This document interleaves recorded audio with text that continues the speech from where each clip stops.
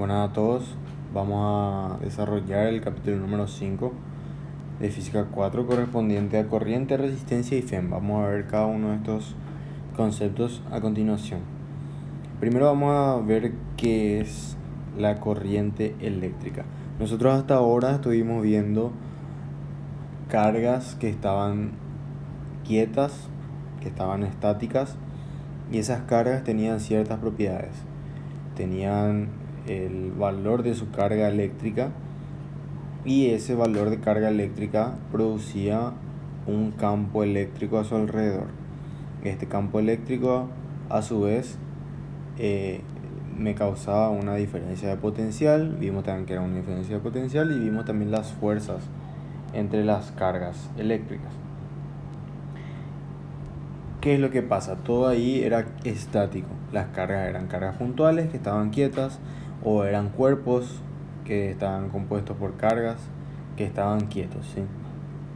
Ahora, para empezar a conocer la corriente eléctrica tenemos que pasar a cargas en movimiento. Y definimos la corriente a través del área de sección transversal A como la carga neta que fluye a través del área por unidad de tiempo. En otras palabras, la carga eléctrica es la cantidad de carga que pasa por una sección determinada en una unidad de tiempo, ¿sí? Y se representa por la letra I mayúscula de intensidad de corriente eléctrica. Es la cantidad de carga que atraviesa una determinada sección en una unidad de tiempo. Acá en el dibujo se puede ver un conductor que tiene una sección circular. Entonces, lo que nos dice esta intensidad de corriente I es la cantidad de carga Q que atraviesa esa sección en esa unidad de tiempo que nos establece. La intensidad de corriente eléctrica se mide en ampere y como es carga por unidad de tiempo es coulomb por segundo para el sistema internacional. Hay que aclarar que la intensidad de carga no es un vector. ¿Por qué esto es importante aclarar? Porque nosotros generalmente vamos a estar representando la intensidad de corriente por medio de una flecha. Esta flecha lo que nos está indicando es que las cargas fluyen hacia esa dirección. Pero el valor de intensidad de corriente eléctrica no es un vector, es un escalar. Bueno, ahora, para determinar el valor de la intensidad de corriente para un elemento conductor que transporta corriente, lo que tenemos que hacer es analizar más detalladamente ese elemento que transporta corriente. Vamos a suponer entonces que tenemos este cilindro que tiene n partículas con carga en movimiento por unidad de volumen, ¿sí? Esta que está acá sería una unidad de volumen. Todo ese volumen es una unidad de volumen y vamos a suponer que ahí tenemos n partículas, ¿sí? Después, esas n partículas están cargadas, vamos a suponer que son cargas positivas, y se dirigen hacia la derecha con una velocidad v sub d, que se le denomina velocidad de deriva.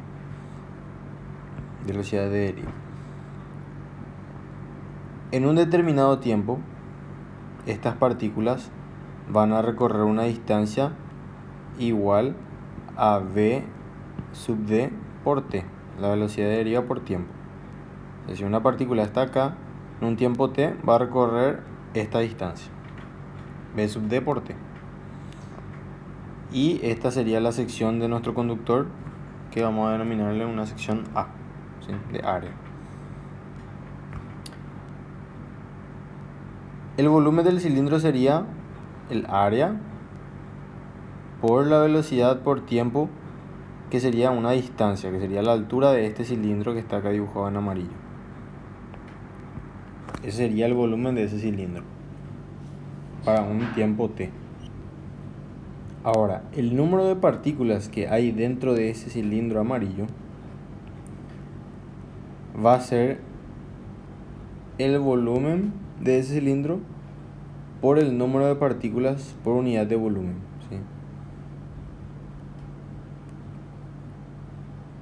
¿Qué es N? N es partículas por unidad de volumen. Entonces ahí yo tengo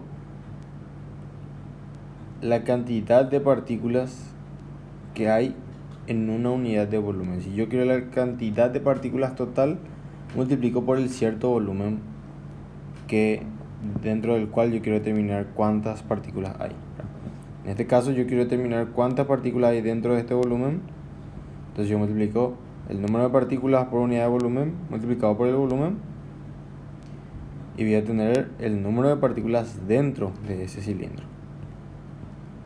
Bueno, si hacen la ecuación dimensional, les va a salir que esta multiplicación que está acá tiene una unidad de medida igual a partículas. Bueno, ¿y la carga total qué sería? Si cada una de las partículas tiene una carga Q, la carga total sería el número de partículas que hay dentro de ese volumen multiplicado por la carga Q de cada una de las partículas.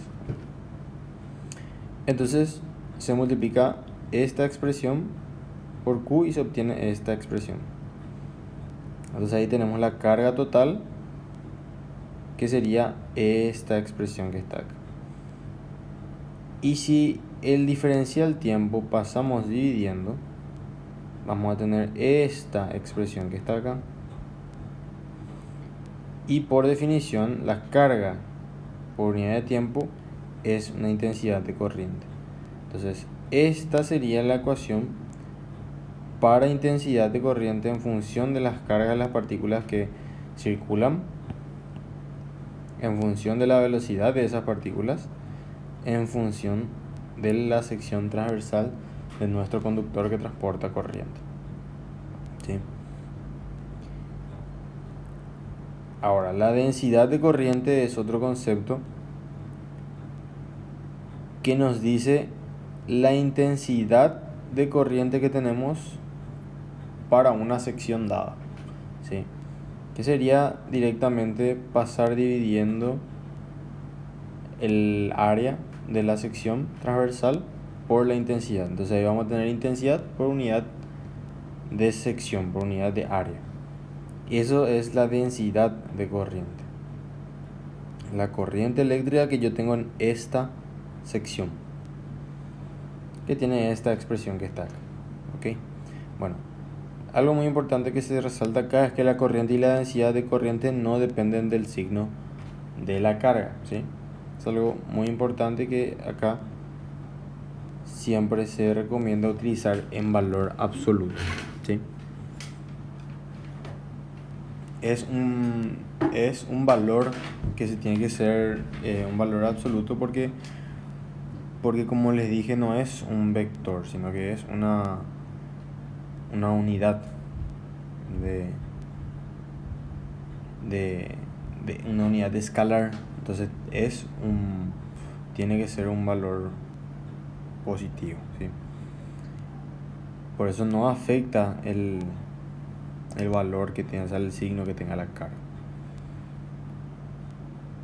De igual forma, si las cargas fueran negativas en lugar de positivas, este valor iba a dar el mismo que si las cargas son positivas, ¿sí? Entonces yo les recomiendo acá usar valor absoluto sin ningún problema. Ahora vamos a hacer un ejercicio. Este ejercicio nos dice que un alambre de calibre 18, que quiere decir que el diámetro es de 1,02 milímetros, transporta una corriente con una densidad de 1,50 por 10 a la sexta amper por metros cuadrados, que es esta la densidad de corriente. Nos pide calcular la corriente en el alambre y la velocidad de deriva de los electrones en el alambre, ¿sí? Acá les da de dato como el valor de la carga de los electrones. Bueno, entonces primero vamos a determinar el valor de la corriente en el alambre. ¿Qué es lo que nosotros sabemos? Nosotros tenemos como dato la densidad de carga. Más arriba nosotros vimos que la densidad de carga es igual a la intensidad de corriente dividido la sección transversal de nuestro conductor que transporta corriente. Nosotros conocemos de dato el diámetro de nuestro cilindro, de nuestro alambre, que nos da de dato que es de 1,02 milímetros. Entonces nosotros podemos determinar esta sección transversal A. Determinando esa sección transversal A y como dato ya tenemos la densidad de corriente, podemos determinar la intensidad de corriente. Bastante sencillo, pero es más que nada aplicar el concepto de densidad de corriente.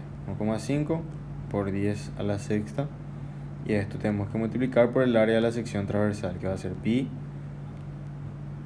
por el diámetro 1,02 por 10 a la menos 3, porque tenemos que pasar a metros, al cuadrado sobre 4. Este valor, esta multiplicación a mí me resulta 1,23 amperes. Bueno, entonces este sería el valor de la intensidad de corriente que circula por el alambre. Vamos a pasar al ítem B, que nos pide la velocidad de deriva de los electrones en el alambre. Como nos dice que son electrones, nosotros ya sabemos la carga que tienen los electrones. Entonces ya podemos decir que esto es igual a Q, el valor de Q. Entonces para asemejar a nuestra fórmula, como ya tenemos la densidad de corriente, también tenemos la corriente. O sea, podemos encarar de ambas partes. Vamos a encarar primero por la densidad de corriente. La fórmula de la densidad de corriente es N por Q por la velocidad de deriva. ¿Por qué yo utilizo esta fórmula? Porque me está pidiendo la velocidad de deriva, que es la velocidad en la que circulan los electrones, en este caso, a través del alambre. Yo ya tengo la densidad de corriente como dato, ya tengo la carga del electrón como dato, y también tengo la cantidad de partículas por unidad de volumen que tengo en ese alambre. Eso también es dato, ¿sí? Entonces yo de acá puedo despejar la velocidad de deriva. J sobre N por Q. Esto sería entonces 1,5 por 10 a la sexta dividido 8,5 por 10 a la 28 por 1,602 por 10 a la menos 19. Todo en unidad sistema internacional. Esto me resulta a mí 1,10 por 10 a la menos 4.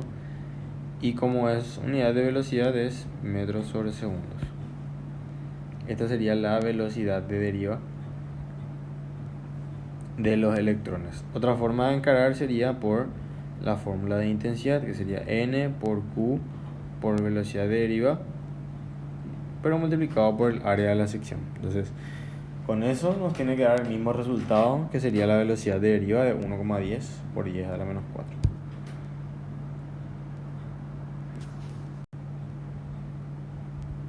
Vamos a ver ahora un concepto muy importante que vamos a tener en cuenta a lo largo de lo que resta del semestre, que es el concepto de resistividad.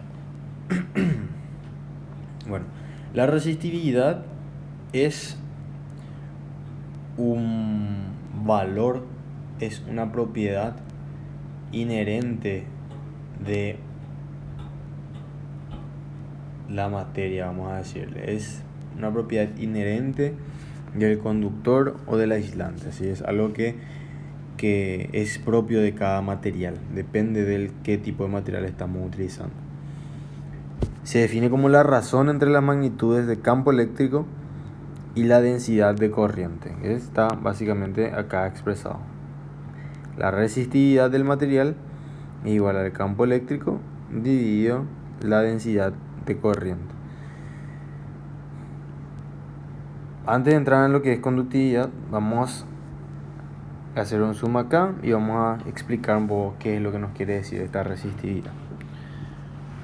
Vamos a suponer nosotros que tenemos un alambre que conecta el punto A con el punto B, un conductor. Por este conductor circula una intensidad de corriente I, por lo tanto tiene una densidad de corriente J, que se puede ver acá. Entonces, como circula una intensidad de corriente por acá, hay una diferencia de potencial. Y la distancia entre esos dos puntos es una distancia L. Como tenemos carga, tenemos una diferencia de potencial y tenemos una longitud L, una distancia L entre los dos puntos, entre estos dos puntos existe un campo eléctrico, ¿sí? Existe un campo eléctrico. Ahora, este material M1 tiene una resistividad dada, ¿sí? Tiene una resistividad, y ese campo eléctrico que se forma entre los dos puntos vamos a llamarle E1, y la densidad de corriente va a ser J, ¿sí? Lo mismo pasa para este material M2, la misma situación, una diferencia potencial entre esos dos puntos, una longitud L, se forma un campo eléctrico y tiene una densidad J. Y lo mismo para este material M3, diferencia de potencial entre estos dos puntos, circula una intensidad de corriente J, una densidad de corriente J, y tenemos un campo eléctrico E sub 3, ¿sí? Si se fijan, todos los materiales tienen la misma densidad de corriente J. ¿Qué es lo que pasa? Si nuestra resistividad es elevada del material, si la resistividad del material es elevada, vamos a necesitar un campo eléctrico más elevado para mantener esta densidad de corriente. En cambio, si nuestra resistividad es baja, vamos a necesitar menos campo eléctrico para una densidad de corriente dada, ¿sí? Porque si yo tengo poco campo eléctrico para una misma densidad de corriente, voy a tener una baja resistividad. ¿Qué es lo que me está diciendo entonces la resistividad?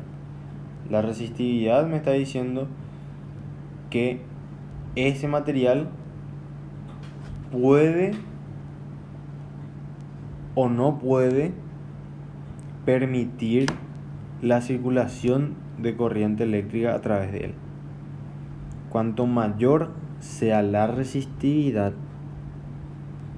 mayor va a ser el campo eléctrico necesario para producir la densidad de corriente J. Cuanto menor sea la resistividad del material, menor va a ser el campo eléctrico necesario para producir una densidad de corriente J, ¿sí? Entonces, la relación es directamente proporcional entre la resistividad y el campo eléctrico para una densidad de corriente dada, ¿sí? Eso es lo que nos quiere decir la resistividad. Cuanto mayor sea la resistividad del material, mayor va a ser la energía, mayor va a ser el campo eléctrico que yo necesito para mover mi carga eléctrica de acá hasta acá. Cuanto menor sea la resistividad de mi material, menor va a ser mi energía, menor va a ser mi campo eléctrico necesario para mover mi carga eléctrica del punto A al punto B, ¿sí? Ese es el resumen de qué es lo que significa la resistividad. Y lo contrario a la resistividad, o lo inverso, mejor dicho, sería la conductividad, que es el inverso de la resistividad. Cuanto mayor sea la conductividad, menor va a ser el campo eléctrico necesario para mover las cargas, ¿sí? En este caso es inversamente proporcional la conductividad con el campo eléctrico. Bueno, espero que se haya entendido. La resistividad de un conductor casi siempre aumenta con la temperatura Y por ejemplo, si les dice, tenemos un conductor que está sometido a una temperatura inicial T sub 0 y tiene una resistividad ρ sub 0 a esa temperatura, determinar la resistividad si ahora el material tiene una temperatura T. Entonces, teniendo el valor de alfa, que es una constante, se puede determinar la nueva resistividad que va a tener el material. Cuando aumenta la temperatura, casi siempre aumenta también la resistividad del material. Bueno, ahora vamos a conocer lo que es la resistencia. Sabemos que la resistividad es la relación entre el campo eléctrico y la densidad de corriente. Si nosotros despejamos acá el campo eléctrico, tenemos esta ecuación. Además que sabemos que la densidad de corriente es la intensidad de corriente por unidad de área. Y sabemos que la diferencia potencial es igual al campo eléctrico por la longitud de los dos puntos que separa ese potencial, ¿verdad? Que se mide ese potencial. Si despejamos ahí el campo eléctrico, tenemos esto. Si esto y esto reemplazamos en esto, ¿qué es lo que vamos a tener? I sobre A por ρ es igual a B sobre L. Si nosotros de acá despejamos la diferencia de potencial que tenemos que la diferencia de potencial es igual a la resistividad por la longitud del conductor dividido su área transversal multiplicado por la intensidad que circula a través de él. Cuando la resistividad es constante y la corriente es proporcional a la diferencia de potencial. A esta razón, para un conductor en particular se le llama resistencia. ¿Qué es lo que quiere decir ese enunciado I ahí que leímos? Si ρ es constante, ¿verdad?, para un cierto material, L sobre A también van a ser constantes porque son las dimensiones de nuestro conductor. Entonces, ¿qué quiere decir eso? Quiere decir que esto que está acá es constante. Y a esto se le denomina resistencia.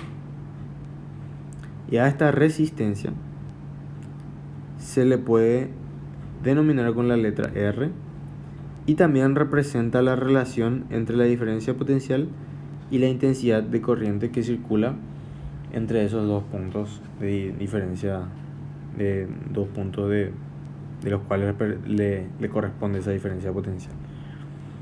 Entonces eso es la resistencia de un material, ¿sí? La resistencia me dice que si yo le aplico a ese material una diferencia potencial V, me va a dar una intensidad de corriente I. Si al material que tiene una resistencia R yo le aplico una intensidad de corriente I, se me va a generar una diferencia potencial V. Así de sencillo es, ¿sí? Eso es lo que me quiere decir la resistencia. A esta relación se le denomina ley de Ohm, que van a escuchar mucho y vamos a utilizar muchísimo a lo largo del semestre. Que V es igual a I por R. Esto es la ley de Ohm. Luego tenemos lo que es la potencia en circuitos eléctricos. La potencia es igual al valor de la diferencia potencial entre los dos puntos multiplicado por la intensidad de corriente que circula entre los dos puntos. Potencia que se entrega o extrae de un elemento de circuito, ¿sí? Esto es la potencia en circuitos eléctricos. Si les pide la potencia en una resistencia pura, entonces, o potencia entregada a un resistor, esta sería la ecuación. P es igual a V por A, o sea, V sub A por I, y eso se puede reemplazar V sub AB por la ley de Ohm o I por la ley de Ohm, y ahí se tienen estas dos ecuaciones que están acá, ¿sí? Estas dos relaciones.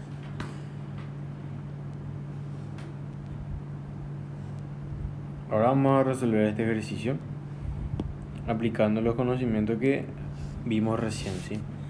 Una bobina circular de alambre de aluminio de 0,254 milímetros de diámetro tiene 400 vueltas y su diámetro medio es de 17,78 milímetros. La resistividad del aluminio a 20 grados Celsius es de 2,8 por 10 a la menos 8 ohm por metro. Si entre los extremos de la bobina se aplica una tensión de 12 volts, haya la corriente que fluye también el calor disipado durante un intervalo de 5 minutos. Bueno, lo que me olvidé no les mencioné es esta unidad de medida. La resistividad se mide en ohm por metro y la resistencia se mide en ohm. ¿Ok? Bueno, básicamente lo que tenemos acá sería este circuito, donde tenemos acá una fuente FEM, que ahora mismo ustedes no saben qué es. Vamos a ver dentro de un rato qué es esto. Pero tienen un circuito, ¿verdad?, donde este alambre tiene 400 vueltas. El alambre tiene un diámetro de 0,258 milímetros. Y el diámetro medio que nos está dando de 17,78 milímetros es este diámetro medio. El diámetro medio de la espira que va haciendo nuestro conductor. Nos da la resistividad en ohm por metro, nos da la diferencia de potencial que se aplica y el tiempo para el cual queremos calcular el calor disipado. Con este valor de resistividad nosotros podemos obtener la resistencia, ¿sí? ¿Cómo podemos obtener la resistencia? Nosotros sabemos que la resistencia se relaciona con la resistividad por medio de esta ecuación que está acá, donde L, o sea, donde ρ es la resistividad, L es la longitud del conductor y A es la sección transversal del conductor. Bueno, primero que nada vamos a calcular y determinar L, la longitud del conductor. El conductor es un conductor que nos dice que está enrollado y esos círculos, esas espiras tienen un diámetro de 17,78 milímetros. Entonces nosotros podemos determinar el perímetro de esos aros, ¿verdad?, de esas espiras. ¿Y qué es el perímetro? El perímetro podemos hacer pi por el diámetro.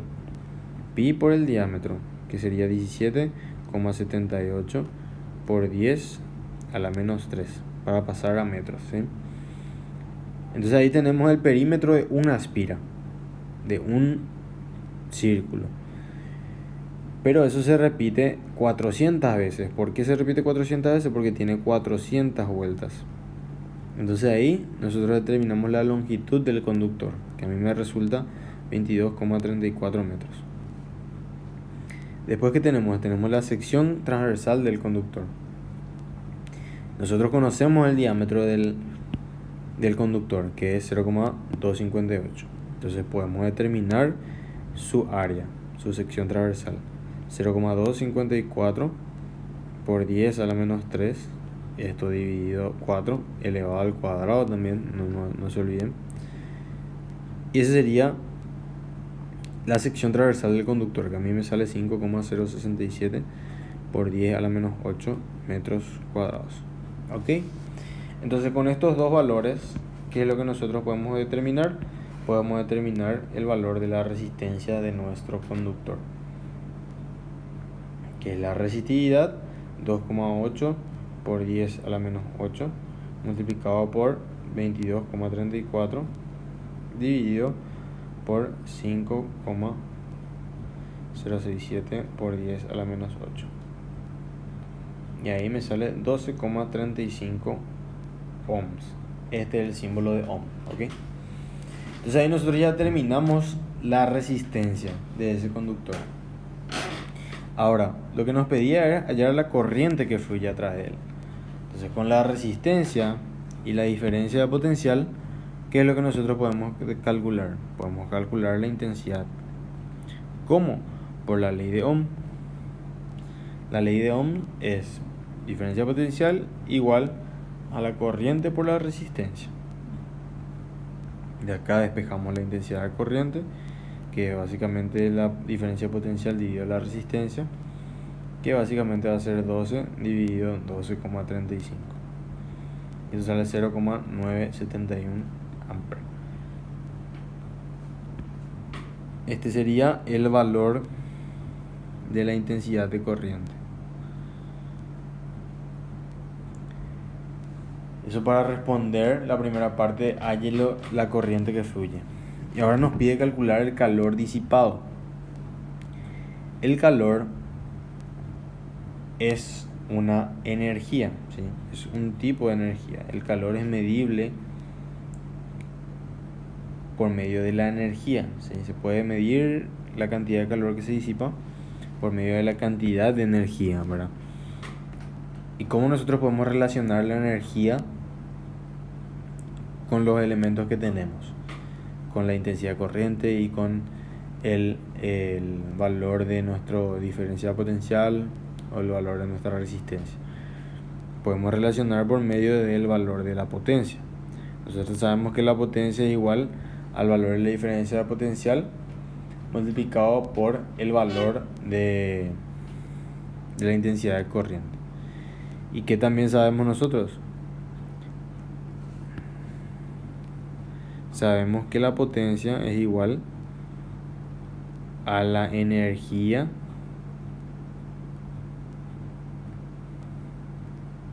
por unidad de tiempo. Entonces, si nosotros determinamos la potencia, vamos a poder determinar la energía. ¿Por qué? Porque tenemos la unidad de tiempo. Nos piden 5 minutos, ¿verdad? Entonces, para calcular la temperatura, vamos a llamarle T. Vamos a poner en forma de energía, en unidad de energía. La potencia tenemos que multiplicar por el tiempo. ¿Y qué es la potencia? La potencia es V por I. Y esto multiplicado por el tiempo. Entonces ahí tenemos la diferencia potencial 12 por la intensidad de corriente, que es 0,971. Y esto multiplicar por 5 minutos, decía. 5 minutos. Entonces 5 por 60. ¿Por qué? Para pasar a segundos. Entonces acá nosotros podemos decir 3,495,6 joules. Este es el resultado que sale en joules. Es la energía disipada por nuestra resistencia. Vamos a ver ahora este ejercicio, que es un poco más complicado porque vamos a pasar de lo que estábamos viendo, que son, vamos a decirle, aplicación de fórmula e interpretación de los problemas. Vamos a pasar un poco a todo eso, pero con un poco de integrales, ¿verdad? Tampoco se complica demasiado, es bastante sencillo. Y ahora les voy a mostrar un ejemplo que es bastante sencillo, pero se puede resolver de igual forma cualquier otro tipo de ejercicio, ¿verdad? En este caso tenemos que nos dice un cascarón esférico quiere ser utilizado como resistor. Calcular su resistencia, siendo su radio interior A y radio exterior B. El material del que está compuesto el cascarón tiene una resistividad C, ¿sí? Entonces básicamente eso es lo que nos da acá, ¿verdad? De dato. Nos da la resistividad C, nos da el diámetro interno y el diámetro externo, ¿verdad? Bueno, básicamente como lo que nosotros tenemos como la longitud de nuestra resistencia sería esta distancia L, porque sería la resistencia que se encuentra entre la superficie interna y la superficie externa, ¿verdad? Porque nuestras cargas van a querer pasar de esta superficie interna a esta superficie externa. Entonces, ¿con qué se van a encontrar ahí? Con una resistencia, que es la resistencia del material. Entonces, esa longitud ya tenemos definida y es constante y siempre va a ser B menos A. Pero, ¿qué pasa con el área? El área primero es esta, para un radio A. A medida que nos vamos acercando a la superficie externa, ese radio va creciendo y por lo tanto el área superficial también va creciendo. Entonces a medida que yo recorro esta longitud L, tengo mi área variable. Esta componente de mi ecuación es variable. Entonces como es variable, ahí yo ya entro en el campo de las ecuaciones diferenciales. Y la forma diferencial de esta ecuación es esta, ¿sí? Nosotros vamos a tener una resistencia que varía a lo largo de esta distancia L, y en la mayoría de los casos nuestra variable va a ser el área. Vamos a tener un área variable. Lo que nosotros tenemos que hacer es encontrar el valor de esa área para cualquier valor de la distancia L, ¿verdad? Para cualquier punto de esta distancia L, ¿verdad? Entonces, ¿cómo hacemos eso? Muy fácil. ¿Por qué? Porque esto es una esfera, ¿verdad? El área de una esfera es 4pi por el radio al cuadrado. Para un valor de R igual a A, voy a tener el área superficial interna. Para un valor R igual a B, voy a tener un área superficial externa. Y para un valor R igual a R, ¿verdad? Genérico, que está entre A y B, voy a tener el área superficial, esta por ejemplo. Entonces ahí yo, ¿qué es lo que tengo que hacer? Tengo que poner todo en función de una sola variable, porque yo acá tengo esta variable L y tengo esta variable A. Esta variable de L podemos representar como una variable que le podemos denominar R, ¿verdad? Que sería C por dr sobre 4pi por r cuadrado. O sea, yo reemplazo el valor de mi área y pongo en función a R, donde R es la distancia del centro de la esfera. Entonces yo voy a recorrer todos los puntos desde A hasta B. Por eso es que ya puse ya esos límites. Voy a recorrer los puntos desde A hasta B. Para R igual a A hasta R igual a B. Voy a recorrer todas esas superficies y voy a hacer una sumatoria. Y ahí yo voy a tener lo que es la resistencia de esta esfera. Básicamente, entonces, como ya tengo la C constante y tengo todo en función a una sola variable, yo puedo integrar sin ningún problema. Saco afuera lo que es constante, me va a quedar C sobre 4pi, y dentro de la integral me va a quedar diferencial R sobre R cuadrado, ¿sí? Y esto es una integral directa, C sobre 4pi de menos R a la menos 1, creo que era. Hay que evaluar de A a B, ¿sí? Y si evaluamos, vamos a tener el signo menos que sale.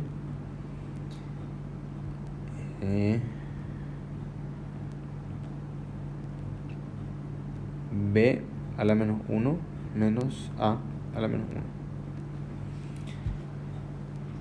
Y esta sería la resistencia de nuestra esfera entre su superficie interna y su superficie externa, ¿verdad? Que eso es el recorrido que va a hacer nuestra carga eléctrica. Va a ir de la superficie interna a la superficie externa, o viceversa, de la superficie externa a la superficie interna. De igual forma, la resistencia que va a encontrar es la misma. Entonces, para resolver este tipo de ejercicios, lo que hay que tener bien en cuenta es que me está variando en mi ecuación. Siempre vamos a utilizar esta forma de la ecuación, vamos a utilizar esa forma diferencial, y lo que siempre va a variar va a ser nuestra área, ¿sí? Entonces siempre tenemos que tratar de poner esa área en función de esta distancia, ¿verdad? En función de esta distancia que está acá, ¿sí? Muchas veces yo voy a poder medir directamente la distancia de 0 hasta L, pero en otras veces voy a hacer de A hasta B, o de un valor inicial hasta un valor final. ¿Por qué? Porque de ahí esa diferencia me va a dar esa distancia, ¿entendés? Entonces, ese es el procedimiento que se hace para esto. Y hay que tener en cuenta bien qué es lo que nos pide el enunciado con respecto a la resistencia entre qué lo que me está pidiendo. Porque acá lo que me pide es entre la superficie interna y la superficie externa. ¿Y cómo yo entiendo eso? Por más de que no me diga acá el enunciado, porque es lo más obvio, ¿verdad? Otra forma no hay, ¿verdad? Mi carga va a circular de acá hasta la superficie externa o de la superficie externa a la superficie interna. Entonces eso es lo que ustedes tienen que tener en cuenta para determinar cuál es lo que es el área que varía, ¿sí? ¿Cuál es el área que atraviesa la carga? ¿Sí? Vamos a ver, por ejemplo, en el siguiente ejemplo, que nos dice, este no voy a resolver, ¿verdad? Se resuelve de la misma forma, pero para que vean, ¿verdad?, cómo es. El cilindro hueco que se ilustra en la figura tiene una longitud L y los radios interior A y exterior B, ¿verdad? Está hecho de un material cuya resistividad es ρ. Se establece una diferencia potencial entre la superficie interior y exterior del cilindro, cada una de las cuales es una superficie equipotencial, ¿verdad? De manera que la corriente fluya en forma radial a través del cilindro. Entonces, es muy importante esto. La corriente fluye en forma radial a través del circuito. ¿Qué quiere decir eso? Quiere decir que si yo tengo una carga en este punto, en la superficie interna, va a recorrer hasta la superficie externa de forma radial. ¿Qué quiere decir eso? Quiere decir que si yo veo así, voy a tener el cilindro así, y mi carga va a estar acá y va a recorrer hacia acá. Mi carga va a estar acá y va a recorrer hacia acá, de forma radial. ¿Sí? Esta es la velocidad de deriva y este es el valor de la carga. Las cargas recorren de forma radial. Entonces, ¿qué áreas están atravesando? Ustedes ya se tienen que hacer esa pregunta. ¿Qué áreas están atravesando las cargas? Las cargas están atravesando el área lateral del cilindro. No está atravesando el área de base, por ejemplo. ¿Por qué esto es importante? Porque la pregunta dice, calcular la resistencia entre las bases del cilindro. Quiere decir que nos está pidiendo las resistencias entre este y entre esta base, ¿sí? Pero nuestras cargas no circulan de la base hasta la otra base. Y como las cargas no van a atravesar el área de base, entonces la resistencia entre las bases del cilindro es 0.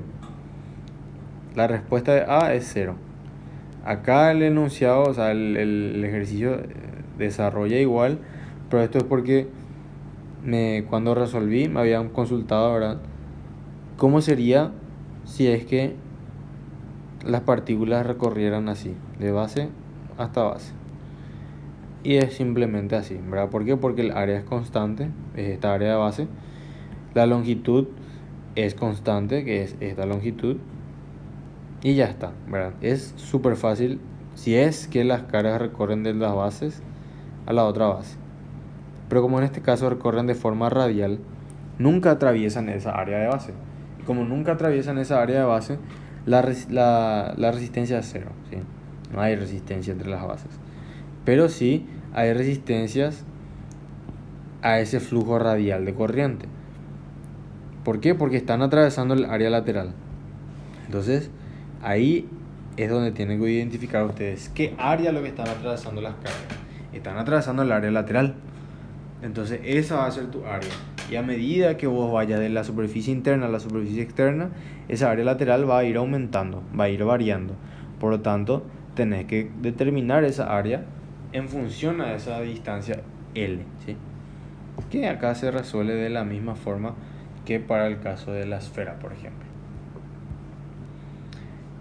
Después nuevamente tenemos otro tipo de ejercicio. Este ya es un TAA, donde te daba las dimensiones de este tronco de trapecio, vamos a decirle.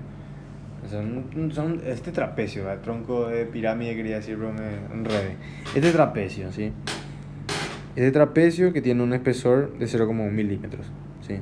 Te da el espesor, te da la resistividad del material, te da las dimensiones de la base, ¿verdad?, del cuerpo, y te pide determinar la resistencia eléctrica entre las bases, ¿verdad?, entre lo que está acá resaltado en celeste. Entonces vos ya te imaginas ya qué área está atravesando mi carga. Y como es entre las bases, entonces mi carga está acá y va para allá, ¿sí? Se está atravesando el área de base. Y esta es el área de base 1 y esta es el área de base 2. Y si se fijan, el área de base va variando. Va variando. ¿Qué va variando? Va variando esta dimensión. ¿Por qué? Porque esto es constante. Y ahí es donde ustedes tienen que ir jugando con esa área. Tienen que poner en función de una variable, en función de la variable de longitud, porque esta es la longitud que separa las bases, y ahí resolver. Todo se resuelve de la misma forma. Lo mismo acá, un poco más complejo otra vez, ¿sí? Lo que te pide es calcular la resistencia entre esta base y esta base. Lo que te está diciendo acá es que tenés un tronco de pirámide hueco que tiene un espesor E. Este espesor es el espesor E. Y te pide determinar el área base, o sea, la resistencia entre las bases, entre la base mayor y entre la base menor, ¿verdad? ¿Y qué es lo que se tiene que hacer? Nuevamente se tiene que determinar esta área variable, esta área de base variable. Y todo es relación geométrica nada más, porque son triángulos. Se resuelve de la misma forma. Les recomiendo también que vean esto. Les doy ya resuelto. Por ahí si se traban, entonces yo igual les recomiendo tratar de resolver solos. Y lo mismo también este ejercicio, ¿verdad? Que el área que va a ir variando es el área transversal de este disco, ¿sí? Un ejercicio bastante interesante que se van a ir complicando, pero van a poder resolver porque se resuelven todos de la misma forma. Vamos a pasar entonces ahora a este último concepto, que es la fuerza electromotriz y circuitos, ¿verdad? Bueno, vamos a ver primero qué es una fuente FEM, ¿sí? Una fuente de fuerza electromotriz. La FEM es fuerza electromotriz y es su abreviatura, vamos a decir. Y una fuente de FEM es una fuente de fuerza electromotriz. ¿Qué es una fuente FEM? Es un dispositivo que hace que la corriente fluya del potencial menor al potencial mayor dentro de un circuito para tener una corriente constante. Las fuentes FEM reales tienen una resistencia interna, dice. Bueno, vamos a empezar primero a ver qué es lo que es esta fuente FEM, ¿sí? Y vamos a analizar acá el circuito. Nosotros sabemos que el potencial mayor se encuentra donde hay una concentración de cargas positivas. Y el potencial menor se encuentra donde tenemos una concentración de cargas negativas, ¿sí? Entonces, si yo tengo una cantidad de carga acá, de carga positiva, que se encuentra en el potencial mayor, yo le aplico, o sea, yo conecto, tengo todo esto conectado, y entre estos dos le aplico una diferencia de potencial delta V, donde este potencial es mayor que este. Las cargas siempre van a ir al punto de menor energía, como pasa con la materia. La materia, cuando está en el suelo y yo lo levanto y lo tiro para arriba, ¿qué es lo que va a pasar? Va a aumentar su energía potencial gravitatoria. Pero ¿qué va a pasar? Va a volver al suelo, porque es el punto de menor energía potencial gravitatoria. Entonces, lo mismo pasa acá. Las cargas están en este punto, donde es el punto con mayor energía potencial eléctrica. Si yo las conecto al punto de menor energía potencial eléctrica, ¿qué es lo que va a pasar? Las cargas van a ir hasta el punto de menor energía potencial eléctrica. Al llegar a este punto se van a quedar ahí. Se va a generar una intensidad de corriente I que va a ser momentánea y va a durar hasta que esta cantidad de carga vaya al punto de menor energía potencial. Una vez que toda esa cantidad de carga ya esté en el punto de menor energía potencial, ya no va a circular carga por acá y entonces ya no va a haber esta intensidad de corriente I. Entonces ahí es donde entra nuestra fuente FEM. Nuestra fuente FEM lo que hace es que aplica una fuerza electromotriz una FEM, que hace que estas partículas cargadas pasen del punto de menor potencial al punto de mayor potencial. Entonces ahí van a volver a hacer ese recorrido del potencial mayor al potencial menor. Van a llegar acá y va a volver a pasar lo mismo. Entonces ahí, ¿qué es lo que vamos a tener? Vamos a tener una intensidad de corriente constante, porque durante todo el tiempo que nuestra fuente de FEM esté funcionando, va a hacer que las cargas vayan del potencial mayor al potencial menor y vuelva a pasar al potencial mayor por medio de la fuente de FEM, ¿sí? Ahora, si no entendieron eso, vamos a explicar con un ejemplo. Vamos a suponer que nosotros tenemos una fuente de agua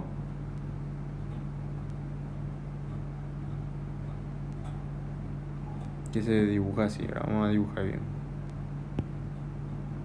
Vamos a suponer que tenemos así.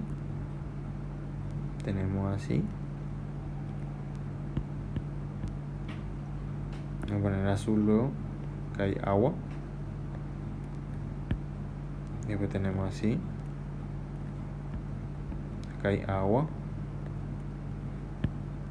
¿Qué es lo que pasa con esta fuente de agua? Acá hay agua. ¿Qué es lo que pasa con esta fuente de agua? El agua viene y cae así. Después viene y va cayendo acá. Después viene y va cayendo acá. Y así. Si todo el agua que está acá va cayendo y va cayendo, va a llegar un momento que todo el agua esté acá abajo. Y después mi fuente, ¿qué va a pasar con la fuente? Ya no vamos a salir agua de acá. Ya no voy a tener agua que salga por acá. Entonces voy a tener una fuente que va a ser una estatua en el agua. No va a tener sentido mi fuente, porque no va a caer, no va a hacer ese ruidito tan relajante, ¿verdad? Entonces, ¿qué es lo que se hace? Se les coloca una bomba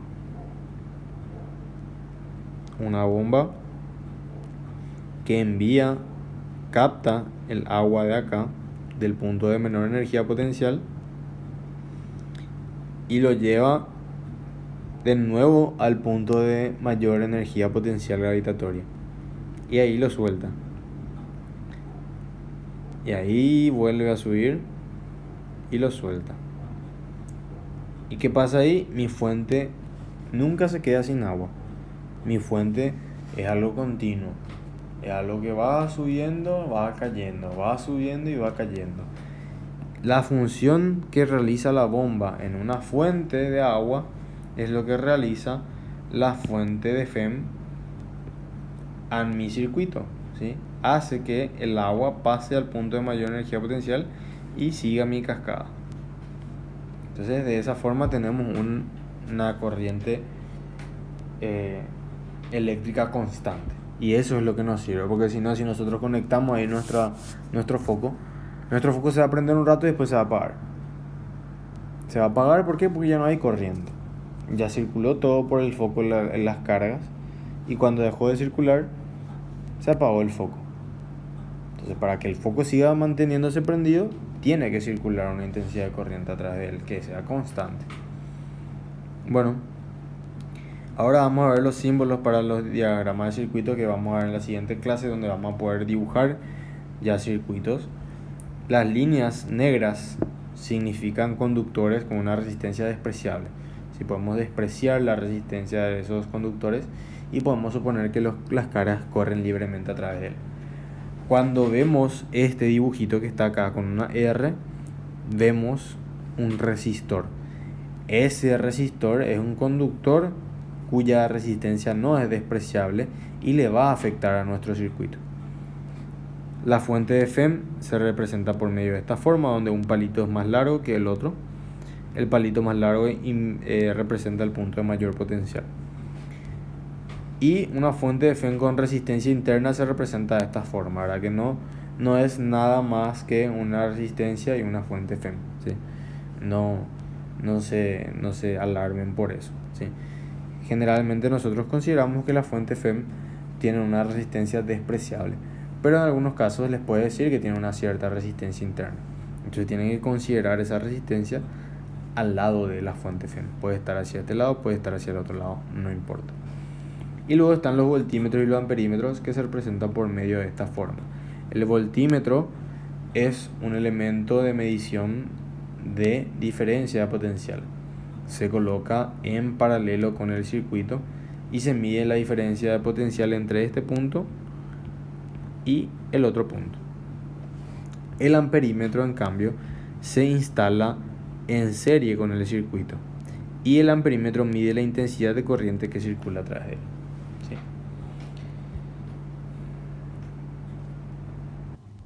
Para terminar, entonces vamos a ver este ejercicio que nos habla sobre un voltímetro ideal que se conecta a un resistor. Esto es muy importante para un voltímetro ideal, que se conecta a un resistor de 2 ohm y una batería con una FEM de 5 volts y resistencia interna de 0,5 ohm, como se indica en la figura.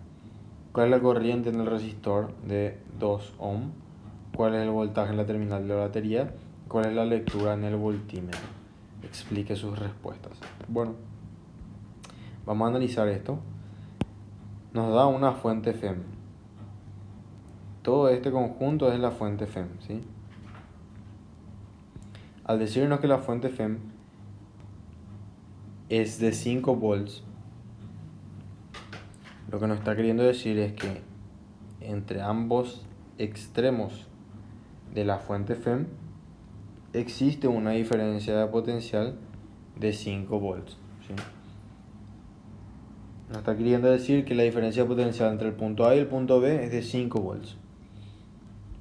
Esa es la fuente FEM. En el caso de que esta resistencia no sea una resistencia interna, el punto A sería este y el punto B sería este. Entonces, esta diferencia de potencial sería de 5 volts. Pero como nos dice que esta es una resistencia interna, esta resistencia forma parte de la FEM. Entonces quiere decir que la diferencia de potencial entre estos dos puntos es de 5 volts. ¿Ok? Bueno, entonces, después, ¿qué nos da? Nos da esta resistencia de 2 ohm y nos da este voltímetro que nos dice que es un voltímetro ideal. Bueno, el voltímetro tiene que ser tal que no dañe a mi circuito, ¿sí? ¿Qué es lo que hace el voltímetro? El voltímetro mide la diferencia de potencial entre los dos puntos de su extremo, ¿sí? La diferencia potencial que hay entre este punto A' y este punto B'. Eso es lo que me está midiendo el voltímetro, ¿verdad? Entonces, para que entre esos dos puntos mi voltímetro no afecte la medida de la diferencia de potencial, ¿qué es lo que tiene que pasar?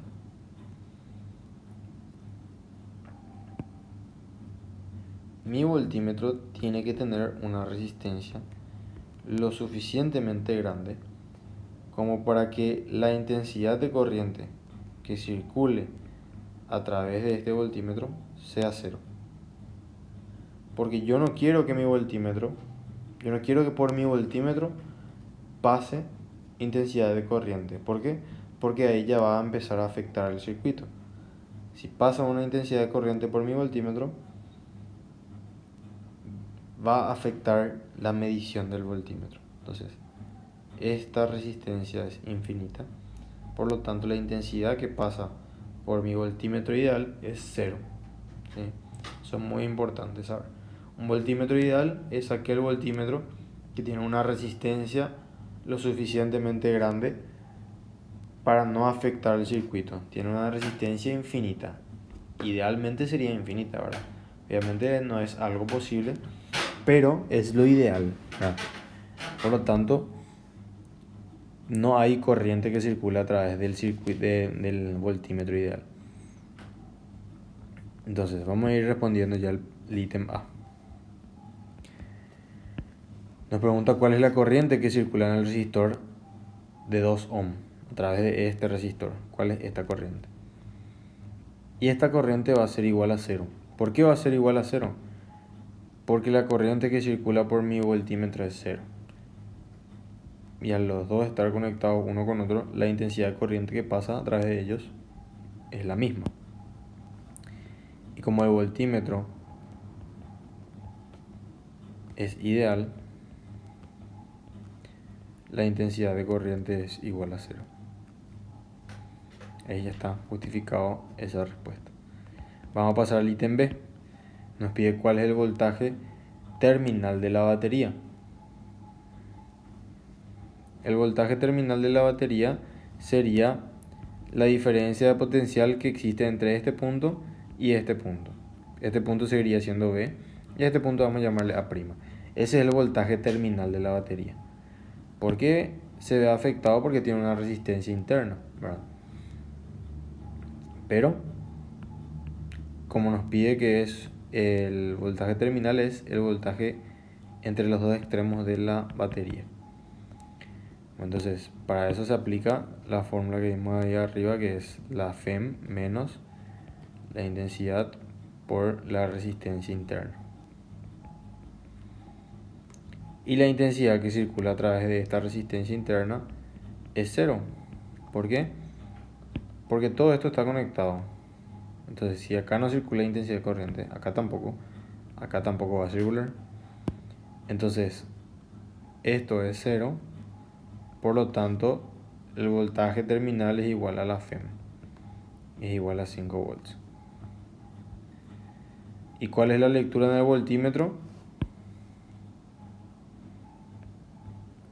Como les dije, el voltímetro lee la diferencia de potencial entre los dos puntos de su extremo. Si por acá no circula corriente y es igual a 0, la diferencia de potencial también es igual a 0, por más de que la resistencia sea 2 acá. Entonces la diferencia de potencial es 0, es como si fuera que yo tengo un conductor acá. Lo mismo pasa acá, como si fuera que yo tengo un conductor acá.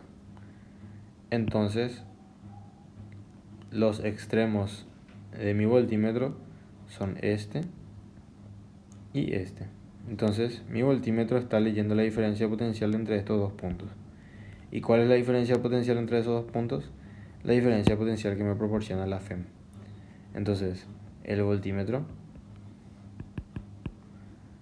lee 5 volts. ¿Ok? Y como comentario, también amperímetro ideal es aquel que tiene una resistencia igual a 0. Entonces, al ser conectado en serie con el circuito, pasa la intensidad de corriente a través de él y la diferencia de potencial entre sus extremos es 0. Entonces no varía la intensidad de corriente. Y el amperímetro lee realmente el valor de la intensidad de corriente que está circulando en el circuito. Entonces, ese es el caso de un amperímetro ideal. El amperímetro ideal, al no tener una diferencia potencial entre sus extremos, no afecta la intensidad de corriente que está midiendo. Bueno, y con eso es todo. Ahora, si tienen dudas sobre el amperímetro ideal, el voltímetro ideal, vamos a ir viendo también en las siguientes clases. Vamos a ir utilizando voltímetros, vamos a ir utilizando amperímetros en nuestros circuitos y vamos a ir viendo mejor cómo funciona. Vamos a entender bien eso de cómo se conecta en serie y cómo se conecta en paralelo. De igual forma, eso ya lo habrán visto también en lo que viene siendo los laboratorios, si es que están teniendo los laboratorios. Pero no se preocupen, más adelante vamos a ir viendo mejor cuando vayamos haciendo los ejercicios de circuitos, que vamos a ver eso en el siguiente video, ¿verdad? Si tienen cualquier duda, no duden en preguntarme. Nos vemos en la siguiente clase.